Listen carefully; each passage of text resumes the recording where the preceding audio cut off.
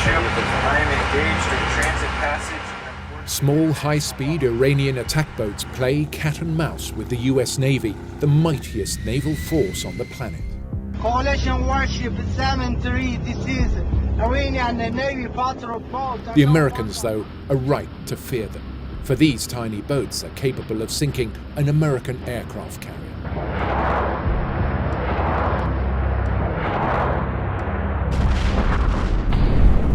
They proved their worth in both world wars.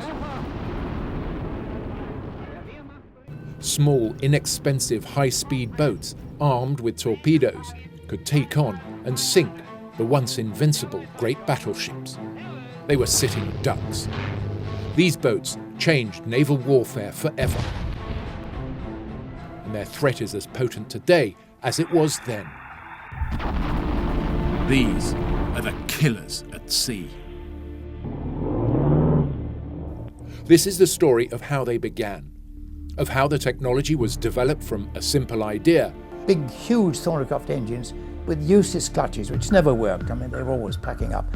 Into a deadly weapon of war.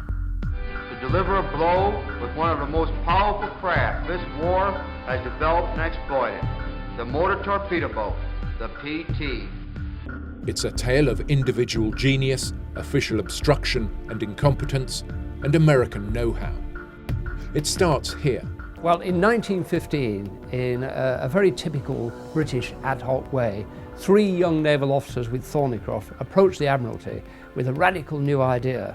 They wanted to fit a torpedo to a fast craft, and the Admiralty, in a blinding flash of foresight, allowed them to do it. This is coastal motorboat number 4 that sank a Russian battleship. It had the recently invented internal combustion engine combined with a newly invented torpedo and a revolution in boat design, a stepped hull that lifted the bow out of the water, reducing drag and increasing speed. This is the story of how these boats developed, from the dangerous technique of dropping torpedoes off the stern and getting out of the way, to forward-firing torpedoes. To the design of new engines in America for PT boats, why the German E-boat was unsurpassed in technology and design throughout the Second World War, to the American introduction of radar, and how today the design and weapons technology poses a threat every bit as menacing as they did then.